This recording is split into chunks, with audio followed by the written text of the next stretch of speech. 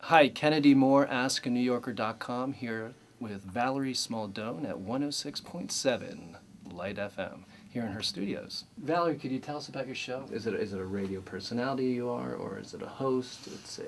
It's whatever you'd like me to be, because it is theater of the imagination. But to me, a DJ is someone who spins records at a bar mitzvah. So I prefer radio personality. How would you describe 106.7? What are they trying? What's the vibe over here? The music, the format has evolved over the years. When we started, it was indeed very light. It was sort of Neil Diamond and Linda Ronstadt and the Carpenters, and that is no longer what we play. We're a bit hipper, we're a bit more upbeat. It's just a great soundtrack to New York City. I think that's why we have such a loyal listenership, because people enjoy hearing the music, the commentary, and the package that is 106.7 Light FM. And we also stream online, so you can hear it on your computer as well. You're a native of the Bronx. Indeed. Why is the Bronx called the Bronx? The Bronx was a family, B-R-O-N-C-K-S. It was a Dutch family settling in New York. Right. And the Bronx at the time was a large tract of farmland uptown from New York City, from Manhattan. So when people were going to visit the Bronx, it was visiting the family, the Bronx. Perfect. Have you ever done any theater, or have you ever been in a play?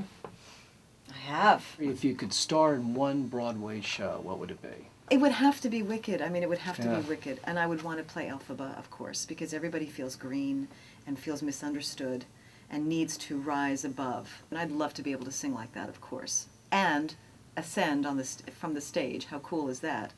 What I love about these shows, and they all have a theme, if you say Pippin or Wicked or Candide, it's people trying to find their way in life. Flawed people trying to find their way. I think we are all so flawed and so wonderfully flawed, and I think that we don't embrace that enough. But the arts do. The arts celebrate that, and we're looking to find our way. There's no one answer. And let me see, I need to spit it out, because you wrote something called Spit It Out. Yes. Spit It Out. That's the name.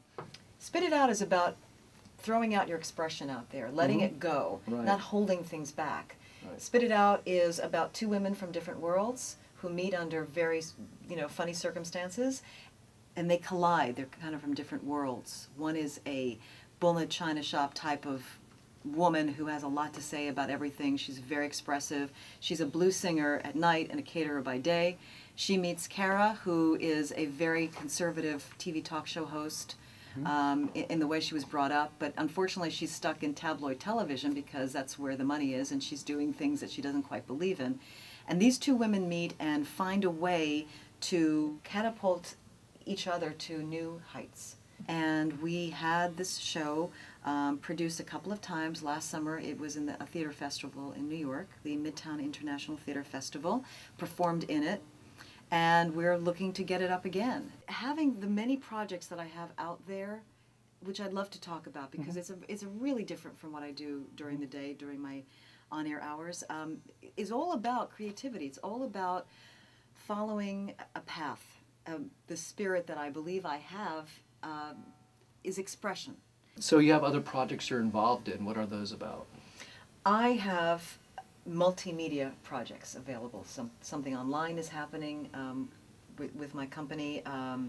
Live events, television, theater. I'm at the theater almost every night seeing different shows and musicals, and so most of my live events are actually theatrically based. So Valerie, if you had to choose your favorite drink and your favorite chocolate and your favorite hangout, what would they be?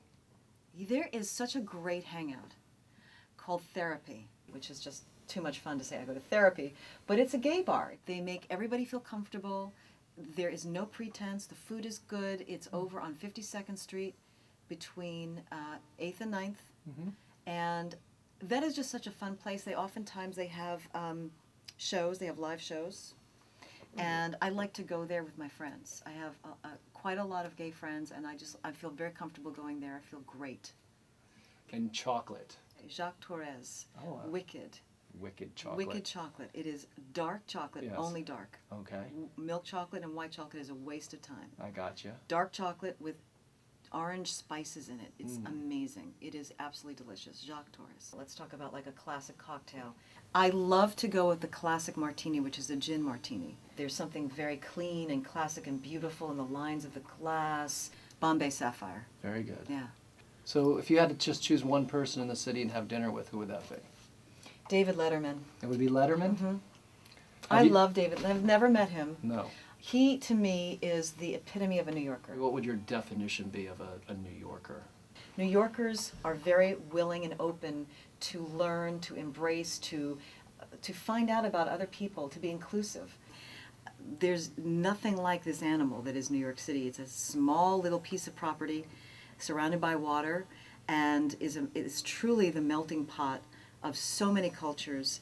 And unlike a town like Los Angeles, which is so segmented in demographic, you can have the CEO of a company who makes, $5 million riding in the subway sitting next to somebody who's going to the job at sanitation, taking buses and subways and fighting traffic and people, and then you're just starting your job. We're tough. We are tough, and we wear a lot of black. Valerie, could you give me 3 days in the course of your career that was, very meaningful or... The obvious answer is 9/11, and I was in fact on the air that day.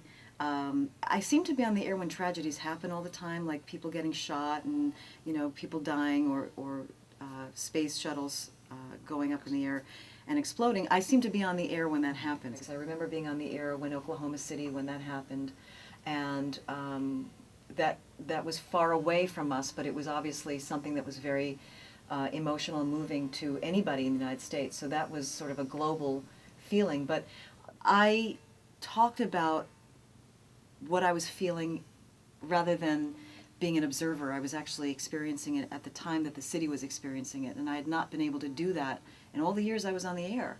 And so it was extremely pure. And everyone has a sign-off. Do you have a sign-off in your radio show? I mean, like... I usually just say, I will see you tomorrow for lunch. So why don't we say that? We say that together. I'll see you tomorrow at lunch.